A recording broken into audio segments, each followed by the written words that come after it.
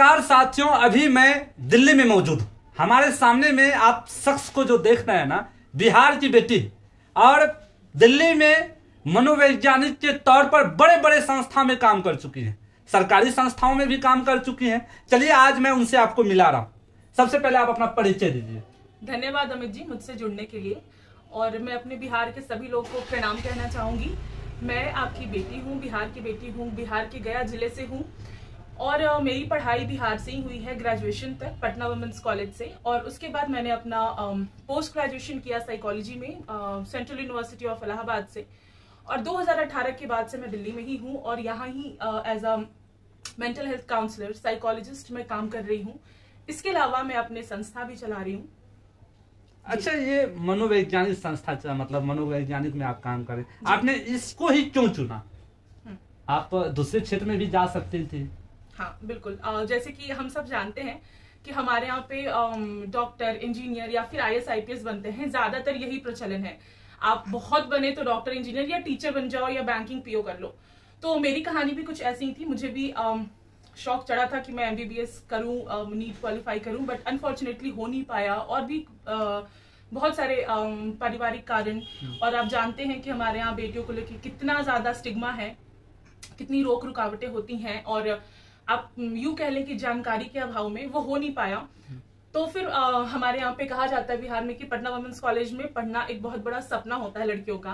तो वहां मेरा एडमिशन हुआ एग्जाम क्वालिफाई करके, और वहां पे मेरे बड़े भैया हैं, उन्होंने बोला, मतलब एज सच मेरा कोई प्लान नहीं था साइकोलॉजी का। उन्होंने मुझे प्रोत्साहन दिया कि बेटा तुम ये करो, साइकोलॉजी ऑनर्स लो। और आज नहीं बट आज से 2-3 साल बाद तो मुझे थैंक यू बोलोगी, बड़ा इसमें अच्छा फील्ड आगे जाएगा। तो शुरुआत यहाँ से हुई थी और फिर बहुत अच्छा लगने लगा साइकोलॉजी। अपने जीवन की चीजें बहुत अच्छे से सॉर्टेड होने लगी, समझ आने लगी, अपनी प्रॉब्लम्स का सोल्यूशन मिलने लगा। तो फिर साइकोलॉजी को मैंने अपना एक मेजर करियर बना लिया जी। तो जैसे मैंने पहले आपने बताया था मुझे, जो मैं आपसे इंटरव्यू में कर रहा हूँ, कि आपने बड़े बड़े सरकारी संस्थान जैसे तिहाड़ जेल में शहाबुद्दीन, जो बिहार के बाहुबली सांसद पहले थे और आपराधिक मुकदमे में वो जेल चले गए, तो वैसे भी लोगों का आपने इंटरव्यू किया, तो क्या कुछ लग रहा है आपको, ये बताइए कि हाँ जी। मुझे तिहाड़ जेल में as a psychological first aid trainer काम करने का मौका मिला था कुछ महीने के लिए। तो वहाँ काफ़ी हाई प्रोफाइल केसेस, मतलब मैं भगवान की कृपा मानती हूँ खुद पे कि शायद उन्होंने मुझे चुना ही इस फील्ड के लिए था, कि मुझे शुरुआत से ही काफ़ी अच्छे केसेस मिले जहाँ पे मुझे बहुत चुनौतीपूर्ण एक्सपीरियंस मिला। तो तिहाड़ जेल में ही मैं मिली शहाबुद्दीन जी से, जहाँ पे उस वक्त वो वहीं थे। और उनको मतलब वहाँ पे एक मुहिम चली थी कि सभी जो इनमेट्स हैं, जो मतलब कैदी हैं, उनको मानसिक स्वास्थ्य पे उनके काम किया जाएगा। तो वहाँ उनसे मिलने का मौका मिला था, उनसे बातचीत हुई, उनकी काउंसलिंग होती थी। इसके अलावा वहाँ पे मैं जो हमारे यहाँ एक बहुत ही हीनियस केस हुआ था 2012 में, निर्भया गैंग रेप, उनके जो अपराधिक थे उनमें से भी किसी एक से मिलने का मौका मिला था। उनके साथ काम किया मैंने, उनके मानसिक स्वास्थ्य पे। इसके अलावा जिला बाल संरक्षण इकाई, महिला आयोग जैसे संस्थानों के साथ में जुड़ी, और छोटे छोटे गैर सरकारी संस्थान भी थे ऐसे जिनके साथ मैंने काम किया। तो आप काम किए, जैसे आप ये पीछे में अपरिमिता आपका ये NGO संस्था, तो क्या आप इसमें क्यों जुड़ी हैं, क्या है, मतलब हमारे दर्शकों को आप बताइए। हाँ, अमित जी, मैं आपको बताऊं कि मैं काम तो बहुत दिनों से कर रही थी। जैसे कि मैं जब दिल्ली में के जिस इलाके में रहती थी, तो आसपास आपको पता होगा कि जो दाई नौकर का काम कर रहे हैं या जो बहुत छोटे तबके का काम कर रहे हैं, वो मोस्ट ऑफ द लोग बिहार के होते हैं या यूपी झारखंड से, ठीक है। तो हमारे पास जितनी भी ऐसी मेड्स आती थी, वॉचमैन हुआ करते थे सोसाइटी में, उन सबको मैं बात करती थी। मेरे अंदर एक क्यूरियोसिटी है कि मैं हर किसी से बात करती हूँ, हाँ भैया बताओ कहाँ से हो, क्या है नहीं है, ये जानना करना मुझे बड़ा अच्छा लगता है, क्योंकि आप जितने लोगों से मिलते हो उतना एक्सपीरियंस आपको होता है लाइफ में। तो मैं उनके बच्चों को इकट्ठा करके अपने घर के छत पे पढ़ाया करती थी, और अपने आसपास मोहल्ले में मेरा जाना होता था कि भाई आपके पास जो कॉपी किताब जो वेस्ट है, जो आप यूज नहीं कर रहे हो, या आपके कॉपी में जो पन्ने बच गए हैं वो आप मुझे दे दीजिए, जो बची हुई पेंसिल है, इरेजर है, शार्पनर है, वो आप मुझे दे दीजिए। और वो लाके मैं फिर उन बच्चों को पढ़ाती थी, क्योंकि मेरी सैलरी भी स्टार्टिंग थी तो ज्यादा नहीं थी। तो इस तरीके से ये सिलसिला शुरू हुआ। इसके अलावा जो लोग LGBTQ कम्युनिटी से आते हैं, ठीक है, मैंने देखा कि लोग ऐसे सिग्नल्स पे मांग रहे हैं, और ठीक है हम उन्हें 10-20 रुपए दे भी देते हैं, बट उनकी इज्जत नहीं करते, रिस्पेक्ट कहीं नहीं थी। तो वहां से मैंने किसी से बात शुरू की और करते करते मैंने उनको भी पढ़ाना शुरू किया कि जो मेरा संडे का टाइम होता था मैंने उनको दिया कि संडे को मैं एक जगह पे उनको बुलाती, उनको बिठाया, पढ़ाया, उनसे बात की, उनको समझाया स्वास्थ्य के बारे में, शिक्षा के बारे में। और ऐसे करते करते मैं इस कम्युनिटी से जुड़ गई। और यहाँ से जब हमने काम करना शुरू किया तो फिर दिमाग में आया कि जब हम काम कर ही रहे हैं तो क्यों ना एक प्रॉपर सिंक्रोनाइज्ड एक सिस्टमेटिक वे में करें। और मैंने फिर अपना संस्था रजिस्टर कराया जी। तो ऐसे हुई हमारी संस्था की शुरुआत। आपने रजिस्टर्ड कराया है, तो जैसे आप रेड लाइट एरिया जी, जैसे हमारा जो है बिहार में भी है रेड लाइट एरिया, हर पूरे देश में आपको मिल जाएगा। दिल्ली में तो कोठा चलता है बड़े बड़े, तो आप वहां तक भी गई होंगी, क्या आप फेस किए हैं? तो हमारे दर्शकों को बताइए, वो जानना चाहेंगे और आपकी बात को भी सुनना पसंद करें। काफी अच्छा लग रहा है, मुझे भी अच्छा लग रहा है सुन के कि आप अच्छी बोल रही है। बताइए। हाँ, अमित जी, जैसे मैंने बताया मैं गया से हूँ, तो हमारे यहाँ गया में एक सराय रोड करके होता था जगह, अभी भी है। तो बड़ा मतलब लोग उसको नीच दृष्टि से बोलते थे। मतलब अगर घर में मैं किसी को बात करते भी सुन रही हूँ और सराय रोड की बात हो रही है ना, तो ऐसे दबे दबे मुंह से बात करना, या HIV एड्स की बात हो रही है तो बड़े दबे मुंह से बोलना उसको ये हो गया है ऐसे करके, या उस वाले रोड में। तो मुझे समझ नहीं आता कि ऐसा क्या है उस रोड में कि लोग ऐसे अपना बिल्कुल उस सराय रोड बोलने में भी हिचकिचा रहे है। तो वो एक मार्ग ना, जैसे नई गोदाम में जैसे AP कॉलोनी है वैसे वो भी एक मार्ग ही है। फिर खैर उस वक्त तो इतना समझ नहीं आया और फिर मैं दिल्ली आई और यहाँ मुझे मौका मिला GB रोड जाने का, जो यहाँ का एक कह सकते हैं कि हाई प्रोफाइल ब्रॉथल है, रेड लाइट एरिया है, जिसको हम ब्रॉथल कहते हैं, कोठा कहते हैं आम शब्द में। तो वहां जाने का मौका मिला। वहां पे मैंने देखा कि कैसे कैसे कोठे बने हुए हैं, कितनी नर्क है जिंदगी, और कैसे लड़कियों को, गरीब तबके की लड़कियों को, और जो हमारी नॉर्थ ईस्ट की हैं, नेपाल की हैं, उनको बहला के, फुसला के, बहका के यहाँ लाके उनके साथ ये शारीरिक शोषण उनका किया जा रहा है। ये देखा मैंने, मतलब माइंड वॉश किया जाता है। बिल्कुल बिल्कुल, ये अमित जी पूरा नेक्सस है, ठीक है, मतलब नेटवर्क है, नेटवर्क बना हुआ है। ये ऐसा नहीं है कि कोई दिल्ली का है और दिल्ली का ही काम कर रहा है। एक मिनट रुकूंगा आपको। कभी कभी मैं ऐसा भी देखता हूँ, जैसे बिहार में से रिपोर्टिंग जब मैं करता हूँ तो कभी कभी दरमियान मुझे ये भी देखने को काफी लड़कियां जो है घर से गायब हो जाती हैं। जैसे बिहार में होते हैं ना, जो नाबालिग हैं, 13-14 साल की लड़कियां हैं, घर से निकल जाती हैं। आखिर क्या वो यहाँ आके उस दलदल में फंस जाती हैं या कहीं शिकार हो जाती हैं? आपको कुछ ऐसा है? हाँ बिल्कुल बिल्कुल अमित जी, ऐसा नहीं है कि अगर कोई दिल्ली के GB रोड में लड़की आ गई है तो वो यहीं की होगी या वो आसपास की होगी, नहीं। ये जो नेटवर्क है वो बिहार में भी प्लॉटेड है, वो झारखंड में भी है, वो वेस्ट बंगाल में भी है, नेपाल में भी है, हमारी नॉर्थ ईस्टर्न स्टेट्स में भी है।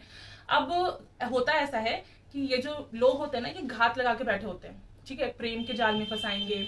या अब देखिए, जैसे मान लो मेरे घर में बहुत लड़ाई झगड़े हो रहे हैं, वो इंसान नोटिस करेगा कि ये लड़की अपने परिवार से बहुत दुखी है या इसका परिवार इससे बहुत दुखी है, ये चली भी गई तो बहुत ज्यादा फर्क नहीं पड़ जाएगा। या घर में बहुत सारे बच्चे हैं, जैसे हमारा जो बिहार का ऊपर वाला बेल्ट है नॉर्थ, वो काफी गरीब है अभी भी, वहां पे परेशानियां हैं, चीजें खराब हैं। और या जो भी गांव वाले, अति पिछड़े जो गांव हैं इलाके, अब 7-8 बच्चे हो गए फैमिली में, तो वैसे में बच्चों को उठा लेना, या फिर माँ बाप खुद भी बेचते हैं, ठीक है। और आपको विश्वास नहीं होगा अमित जी, 3-3, 4-4 हजार में बच्चे बिक जाते हैं। बहुत मतलब एक इंसान की कीमत इतनी कम है, सोचो आप कैसे कीमत लगाई जाती है। जज्बात, प्रेम, रिश्ते सब खत्म हो जाते हैं। इसके अलावा अब वो जो इंसान होगा, एक लड़का जो भी होगा, लड़का आदमी कह लो आप, वो ऐसे घात लगाया होगा कि अच्छा इस परिवार से मुझे उठाना है या इसके। अब मान लो मैं ही हूँ, ठीक है, मेरे परिवार में बहुत लड़ाई झगड़े हो रहे हैं, मुझे प्यार नहीं मिल रहा, मुझे बहुत सताया जा रहा है, जो कि आम तौर पे देखा जाता है, होता है लड़कियों के साथ घरों में। तो वो जो आदमी होगा वो मुझे अपने चिकनी चुपड़ी बातों में बहलाएगा, ठीक है, यहाँ ले जाऊंगा, वहां ले जाऊंगा, मैं तुमसे शादी करूंगा, दिल्ली में हमारा घर होगा, ठीक है, ऐसे करके लाएगा। और उसको डायरेक्ट दिल्ली नहीं लाया जाएगा, हो सकता है बनारस में रखा जाए, हो सकता है मेरठ भी एक बहुत बड़ा आप कह लो गढ़ है इन सब चीजों का, मेरठ में रखा जाएगा कुछ दिन। फिर दिल्ली में भी आके वो GB रोड नहीं जाएगा। GB रोड तो अमित जी बहुत हाई प्रोफाइल चीज है, इसलिए सबके मुंह पे GB रोड होता है। बट GB रोड के अलावा भी बहुत सारी ऐसी जगहें हैं, जहांगीरपुरी का ले लो आप, बवाना का कुछ एरिया है, सीलमपुर है, ये सब नामी गिनामी जगह हैं दिल्ली के, सराय रोहिल्ला, इन सब जगहों पे उनको रखा जाएगा 10 दिन यहाँ, 10 दिन वहां, 10 दिन वहां। जब उनको लगेगा कि इसके अगर उनके माँ बाप ने छानबीन करी या हाथ पैर मार रहे हैं, पुलिस की सहायता ले रहे हैं, तो इधर उधर लड़की को भगाया जाएगा, रखा जाएगा। उसके बाद जब देखेंगे कि हाँ अब इनके गांव में मामला शांत हो चुका है, तो वापस उनको कहीं जहां भी, चाहे वो दूसरे देश में भेजना हो, मान लो लड़की बहुत सुंदर हुई, ऐसे उसका स्किन गोरा हुआ है ना, तो उसको बाहर भी भेजा जा सकता है। अच्छा, या दिल्ली में रखा जाए। आपकी संस्था जो है चाइल्ड लेबर पे भी काम कर रही है। हाँ। आप तो दिल्ली बराबर जाती हो। अभी तक तो मैं दिल्ली आया हूँ तो देखता हूँ काफी बच्चे, जैसे मैं स्टेशन से जैसे उतरा तो छोटे छोटे बच्चे जो है नशे की लत में हैं। उसके बाद वो जो है कार वाले को खटखट करके ये दे दीजिए। तो क्या उस पे आपको क्या लग रहा है, उस पे भी आपकी संस्था काम कर रही है? जी अमित जी, ये हमारा बहुत बड़ा दुर्भाग्य है कि हमारे बच्चा मतलब देश का भविष्य है ना, वो बड़ा होके कुछ भी बन सकता है, हमारे देश का भविष्य है, और वो रोड पे खड़ा है और हम बहुत प्राउडली सीना चौड़ा करके अगर 10 रुपए या 1 रुपए दे देते हैं तो हम ऐसे सीना ठोक के उसकी वीडियो बनाते हैं और हर जगह डालते हैं और बड़ा ऐसे अरे मैंने दिया। बट आप समझो ना, ये हम लोगों का काम है अभी अवेयरनेस, रेस्क्यू वगैरह हम अभी नहीं कर रहे क्योंकि हमारे पास अभी उतना साधन नहीं है। खुद की ही चीजें लगाना एंड करना, अभी हमारे पास रिसोर्सेज की कमी है तो हम रेस्क्यू नहीं कर पाते। बट हाँ, हम अवेयरनेस, क्योंकि मेरा मानना है कि आप पूरा जो समाज है उसको साफ नहीं कर सकते, बट वहां से अगर 2% भी सुधार हो रही है, 2 लोगों की भी जिंदगी में कुछ बदलाव आया है, तो हाँ कोशिश हुई है और वो शुरुआत हो गई। मतलब लोगों के सहयोग से लेती है और उसके बाद आप भी डोनेट करती हाँ, है। तो जैसे बच्चों वाला चीज है ना, तो मैं कोशिश ये करती हूँ, मैं वर्कशॉप्स ऑर्गेनाइज करती हूँ, सेमिनार्स होते हैं, कम्युनिटीज में जाती हूँ, लोगों से बात करती हूँ कि क्यों हमें वो 10 रुपए नहीं देने चाहिए। आपके संस्था में जो कोई मदद करना चाहते हैं तो कैसे मदद करेंगे आपको? जी, आप हमसे जुड़ सकते हैं हमारे ऑफिशियल ईमेल आईडी पे, या आजकल इंस्टाग्राम है सभी के पास, वहाँ पे आप जुड़ सकते हैं। अपरिमिता ह्यूमैनिटेरियन एसोसिएशन हमारी संस्था का नाम है। हमारा ईमेल आईडी आप ले सकते हैं aparimitahhumanitarians@gmail.com। ये देख रहे हैं ना, ये हमारा जी ईमेल आईडी। तो मैं स्क्रीन पे ये दे दूंगा, आप लिख भी देंगे, उसके थ्रू हमसे जुड़ सकते हैं। इसके अलावा अमित जी, आपका फोन नंबर तो सबके पास होगा ही, तो आपसे भी जुड़ेंगे तो भी आप मुझसे जुड़वा सकते हैं, क्योंकि ऐसे मैं अपना अगर फोन नंबर दूंगी तो वो भी सही नहीं होगा। अच्छा, तो मैं एक बात ये कह रहा हूँ, आपसे कह रहा हूँ कि आप बिहार की बेटी है, गया में आपने बताया है। तो मुझे ये बताइए, बिहार में आजकल देखते हैं ना खबर चलता है, जैसे आप बेटी है, अगर आपको शादी करना हो तो आपके माता पिता जो है कम से कम 20 लाख 25 लाख 40 लाख देने के बाद तब जाके आपकी अच्छी घर में शादी होगी जी। खुदा न खास्ता अगर उनको दहेज का लोभ आ गया तो आपको फिर टॉर्चर किया जाएगा। बिल्कुल, टॉर्चर, इतना टॉर्चर किया जाएगा कि मुझे ये फोन है ना एप्पल का, मुझे इससे महंगी वाली फोन चाहिए, बुलेट चाहिए, जबकि उसके पास सब कुछ है, फिर भी उनको ना लड़की के पिता से ही चाहिए। मैंने ऐसा घटना हाल ही में कटिहार जिला में हुआ है, एक भागलपुर में हुआ है, एक बेटी का शादी जब कराया गया तो वह जो रेलवे के कर्मचारी है, भागलपुर का मामला सामने है, तो उनको ना 16 लाख रुपया दे के दहेज दे के विदा किया गया। बाद में उस लड़की को जो है छोड़ दिया गया। बाद में बताया गया लड़का का पहले प्रेम था, उसके बाद छोड़ दिया। फिर एक ऐसा ही कटिहार जिला में है, टॉर्चर के कारण लड़की जो है सुसाइड कर ली। तो क्या हमारे बिहार के जो मुख्यमंत्री हैं, ईमानदार मुख्यमंत्री हैं, कोई शक नहीं है, बेहद ईमानदार हैं, बात वहां तक जा नहीं पाती है, तो आप क्या मतलब, क्या बिहार में सरकार कहती है बेटी बचाओ बेटी पढ़ाओ, दहेज प्रथा बंद होगा क्या? अमित जी, ये सरकार कितनी भी योजना ले आए, कितने भी स्कीम्स आ जाएं, दहेज प्रथा नहीं बंद होगी जब तक पहल हर एक वो इंसान खुद की तरफ से ना करे। जैसे मैं अपने घर की घटना बताती हूँ। मैं मेरे जीवन में ना सबसे बड़े आदर्श मेरे नाना जी हैं, और मैंने उनको देखा था कि जब मेरे बड़े वाले मामा की शादी हो रही थी और मामी के साइड से कुछ इश्यूज थे, जैसे उनके पापा नहीं थे, तो मेरे नाना जी ने 1 पैसे का दहेज नहीं दिया, जबकि उन्होंने सामान भी सब कुछ दिया था कि हाँ आप पलंग लो, सोफा लो, ये लो, और इनका बस यही कहना था कि मेरे पास सब कुछ है, बहू नहीं है, बस वो चाहिए। कभी कोई टॉर्चर नहीं कि हाँ ये चाहिए वो चाहिए, कभी नहीं हुआ, कभी भी ऐसा नहीं हुआ। और इसी के साथ मैं आपको आयरनी देखिए कि मैंने इतनी पढ़ाई लिखाई की, जॉब की, सब कुछ किया, और इसके बाद भी आज जब शादी की बात हो रही है या जो भी हो रहा है, तो मेरे पिताजी से भी एक अच्छा खासा अमाउंट डिमांड किया जाता है कि 40 लाख चाहिए, 50 लाख चाहिए, साथ में एक गाड़ी भी चाहिए, और घर भी दिलवा देना बेटी दामाद को दिल्ली में। इनफैक्ट जब शादी की बात होती है या ऐसा कुछ होता है, मुझे मिलने को भी अगर कहा जाता है, और जब मैं अपनी इच्छाएं सामने रखती हूँ कि हाँ मेरी ये महत्वाकांक्षाएं हैं, मैंने ये सोचा हुआ है कि देखिए, मैं यही समझती हूँ कि मुझे बर्तन धोने से ऐतराज नहीं है, मुझे घर का खाना बनाने से ऐतराज नहीं है, बड़ों की सेवा करने से ऐतराज नहीं है, बट मुझे साथ साथ में मैंने जो ये जी तोड़ मेहनत की है और मैं जो भी आज हूँ, जो वहां तक पहुंची हूँ, उस जर्नी को नहीं छोड़ सकती।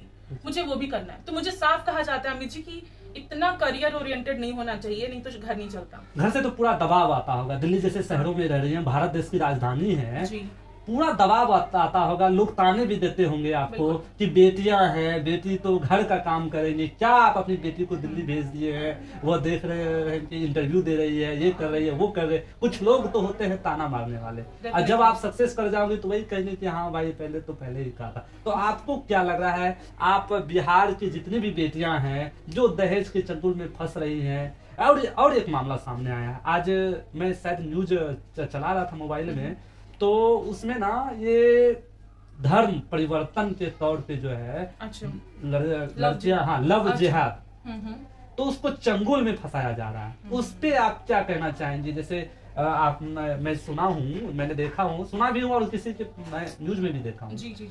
तो क्या कहना चाहेंगी आप, वैसे लड़कियां कैसे सतर्क रहेंगी जो बहला फुसला के मैं आपसे पूरा प्यार करता हूँ दिखा दिया, सब कुछ दुनिया दिखा दिया, बाद में वही दुनिया में उसको जो है समाप्त भी कर दिया जाता है।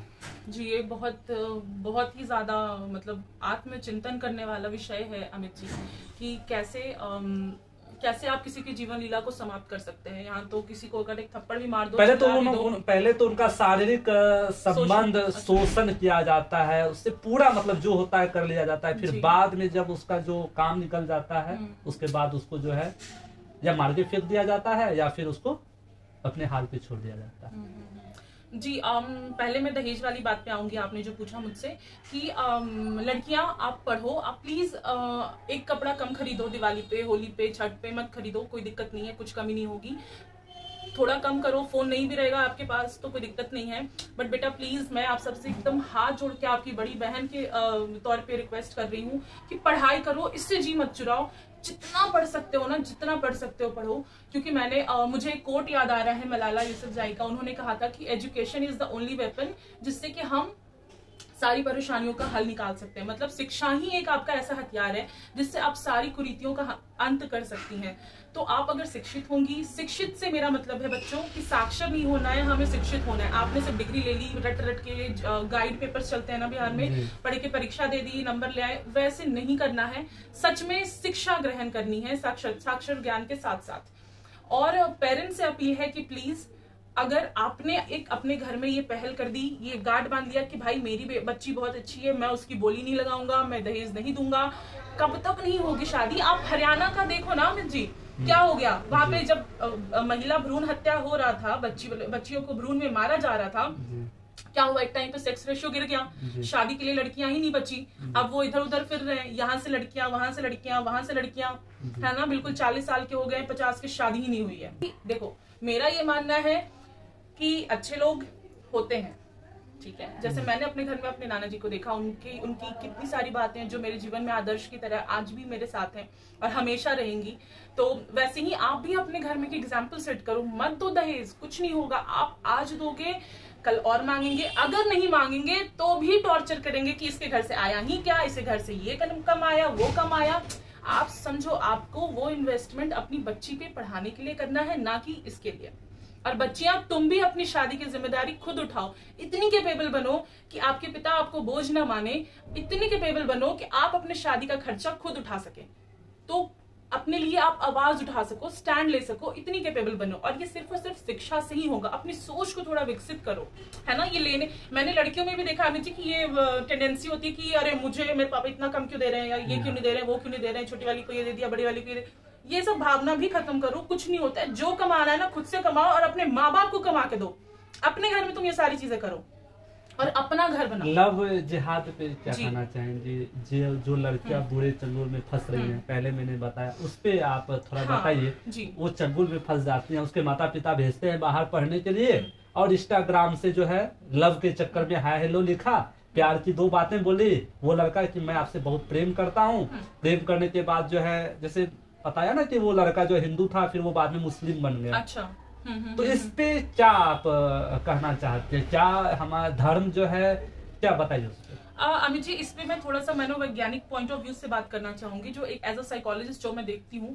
पहली बात कि सोशल मीडिया जितने भी हो, चाहे वो इंस्टा हो, यूट्यूब हो, व्हाटएवर, व्हाट्सएप जो भी है, इन सब का प्रो है तो कौन भी है, मतलब अगर अच्छा है तो बुरा भी है। अच्छाई के लिए यूज करो ना, आप अपना ज्ञान शेयर करो, जैसे आप कितने अच्छे वे में यूज कर रहे हैं, लोगों की मदद कर रहे हैं, आप अपना यूट्यूब न्यूज चैनल चला रहे हैं ना, ये एक अच्छा यूज हुआ। बट यही चीज गलत चीजों के लिए भी यूज इस्तेमाल हो रहा है। अब सबसे पहली बड़ी बात कि यहाँ पे पेरेंट्स, और ये लव जिहाद जो है सिर्फ उनके साथ ही नहीं हो रहा जी, जो घर से बाहर हैं, जो बच्चियां घर पे हैं, घर में रहते रहते या परिवार माँ बाप के साथ रहते रहते भी उनके साथ हो रहा है। तो यहाँ पे पेरेंट्स का बहुत बड़ा रोल हो जाता है कि हम ना माँ बाप बनने के चक्कर में दोस्त बनना, एक अच्छा साथी बनना भूल जाते हैं। हम घर में ऐसा माहौल बना देते हैं हमें जी, मेरे पास जब रिलेशनशिप काउंसलिंग के लिए बच्चे आते हैं, उनका ब्रेकअप होता है या कुछ भी उनकी परेशानी होती ना, पता है क्या निकलता है उसमें कि माँ बाप ही अच्छे से नहीं थे घर पे, माँ बाप टॉर्चर करते हैं, माँ बाप परेशान करते हैं, इतना प्रेशर डालते हैं कि फिर वो प्यार, वो अटैचमेंट, वो सपोर्ट ढूंढने बच्चा बाहर चला जाता है और किसी एक गलत लड़के या लड़की के चंगुल में फंस जाता है ना। अगर अमित जी मुझे मेरे माँ बाप से एक सफिशिएंट अमाउंट में प्यार मिल रहा है, मुझे बहुत अच्छा माहौल मिला हुआ है घर में कि मैं खुल के अपनी बात मम्मी से पापा से कह पा रही हूँ, तो मुझे क्या जरूरत पड़ेगी बाहर में किसी दोस्त या रिश्तेदार की? नहीं पड़ती अमित जी। ये बहुत शायद लोगों को समझ नहीं आएगी अभी, बट टेक्निकली जिनके साथ ऐसा हुआ है ना, वो वहां पे ऐसा देखा जाता है कि वो जो प्यार और उसकी कमी होती है ना, या माँ बाप दोनों कमाने जा रहे हैं, बच्चा अकेला, जो अकेलेपन में जो अकेलापन जो होता है ना, इसके चक्कर में बच्चा गलत रास्ते में, गलत किसी प्यार करना बुरा नहीं है, आप किसी अच्छे शख्स के साथ जाओ, एक सही उम्र में जाओ, एक सही पहचान बनाने के बाद जाओ, वो बहुत अलग चीज है, बहुत सुंदर चीज है। बट अगर आप इस एज में है, अपने टीनेज में है, मतलब 12, 13, 14 इन एज में है, 13, 14 में, और आपको जो प्यार हो रहा है, तो बच्चों समझना होगा कि ये प्यार नहीं है, ये अट्रैक्शन है। हमारे शरीर, हमारे हार्मोन्स ऐसे हैं उस टाइम पे कि हमें अट्रैक्शन हो रहा है, लगता है कि ये जितने गाने गा रहा है शाहरुख खान वो मेरे लिए ही है, वो उस टाइम पे आपके हार्मोन्स ऐसा करा रहे हैं। तो पहली बात कि अट्रैक्शन और प्यार का डिफरेंस समझना है। प्यार में हमेशा रिस्पेक्ट होती है, चाहे कुछ भी हो, वो रिस्पेक्ट वाला बाउंड्री नहीं खत्म होना चाहिए, तभी वो प्यार होता है। और ये समझ अमित जी 24-25 साल के बाद ही आती है। चलिए, बिहार के जो ईमानदार मुख्यमंत्री हैं नीतीश कुमार जी के चले आते हैं, आपसे सीधा पूछते हैं। नीतीश कुमार बार बार कहते हैं कि हम महिलाओं के लिए बहुत काम कर रहे हैं, ठीक है, दहेज प्रथा, बहुत ऐसी प्रकार है। जब भी वो भाषण जाते हैं तो उनके जो है भाषण में महिलाओं के ही बेटियों का जिक्र होता है। आप उसको क्या मानते हैं? हमारे मुख्यमंत्री जी कहीं ना कहीं कोई कमी रह गई है या फिर वो प्रयास कर रहे हैं जो हो नहीं पा रहा है? अमित जी, जैसा कि मैंने पहले भी बोला कि कोई एक प्रधानमंत्री और मुख्यमंत्री कुछ नहीं कर सकता, या कोई सांसद कुछ नहीं कर सकता। कितने भी आप स्कीम्स बना लो, कितने भी आप कुछ भी कर लो, तो आप क्या सजेशन देना चाहते हैं? मैं सजेशन देना चाहूंगी लोगों से, उन तक बात पहुंच जाए कि हाँ लोगों से, हाँ, मैं जनता से, मैं जनार्दन से, मैं बेटियों से, मैं अपनी माओ से, सारी जो चाचियां दादियां जे भी देखत आनी ना, हम सबसे हाथ जोड़ के ही विनती करतिया कि अपन अपन बेटी के पढ़ाई, खूब पढ़ाई, बिल्कुल मौका ना छोड़ी। और जब बहू आई तो ओकरा साथे सास ना बनी, ओकरो माई बनी, ओकरा बेटी नियन प्यार दी। तो ये वाला जो एक है ना, नंद बहन, मुख्यमंत्री जी से क्या अपील करना चाहेंगे? उनसे मैं अपील करूंगी कि आप जो मुहिम चला रहे हैं, प्लीज इसको और थोड़ा स्ट्रिक्टली चलाइए। जैसा कि कहा जाता है कि एक सरकारी अफसर दहेज नहीं ले सकता, लेकिन क्या नहीं ले रहा? आप वीडियो का रेट लगा लो, SDM सबका रेट कार्ड बना हुआ है अमित जी, आपको तो पता ही होगा ये चीज। कि अगर आप इस पोस्ट पे हो तो आपको 35 लाख जाएगा, 1 करोड़ जाएगा। IAS का 2 करोड़ है, 1 करोड़ है, 2 करोड़ है, उससे अधिक है। SDO का इतना है, DM का इतना दहेज है, टीचर का इतना है। तो ऐसे नहीं होता कि हम रेस्टोरेंट में जाते हैं तो बर्गर 20 रुपए का, पिज्जा थोड़ा सा ज्यादा, उस पे चिकन विकन डल गया तो वो 200 रुपए का। तो हमने तो ऐसे मेन्यू पर उस दिया है ना। तो भाई इंसान बनो, खाने की चीज नहीं हो, मुर्गा बकरा नहीं हो, तुम इंसान हो, इंसान की तरह थोड़ा सा करो। देखिए हमारी सरकार कितनी भी स्कीम्स ले आए, जब तक हम लोग नहीं पहल करेंगे कुछ नहीं होगा। देखिए टॉयलेट वाली अगर हम बात करें तो प्रधानमंत्री ने तो टॉयलेट्स बनवाने को बोल दिया, लेकिन अगर हमारे ही दिमाग में भूसा भरा है कि नहीं टॉयलेट नहीं होना चाहिए घर में, तो हमने तो नहीं बनवाया ना, बनवाया नहीं। नीतीश कुमार जी के साथ हैं आप? हाँ बिल्कुल, अच्छा काम कर रहे हैं। हाँ कर रहे हैं, उनके साथ हैं आप जी। सरकारों का यही है अमित जी, कल को अगर आप भी जाते हैं पॉलिटिक्स में या जो भी जाते हैं, मैं यही कहूंगी कि अगर हम इंसान एज एन इंडिविजुअल, जैसे मैं स्वाति शर्मा क्या सोचती हूँ और फिर मैं उस फील्ड में जाती हूँ, इससे बहुत बड़ा फर्क पड़ता है ना। अगर मेरी सोच ऐसी है तो मैं शायद वैसे ही काम करूंगी।